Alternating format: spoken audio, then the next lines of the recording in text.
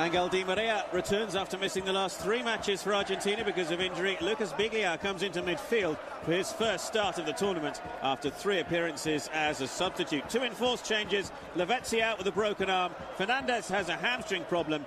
9 of this team played in last year's Copa America final. The exceptions, defenders Funes Mori and Mercado. 2 changes also for Chile. Arturo Vidal returns after missing the semi-final because of suspension. Marcelo Diaz is back in midfield.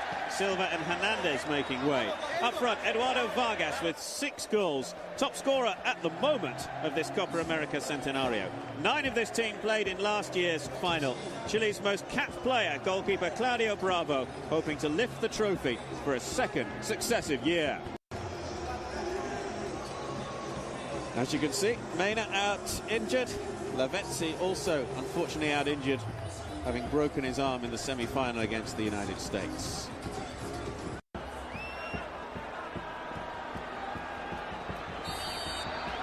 Argentina get the Copa.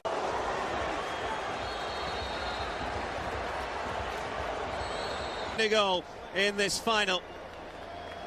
Both having had a player sent off in the first half. The 10 men toiled in vain, and at the end of 90 minutes, it's Argentina penalties.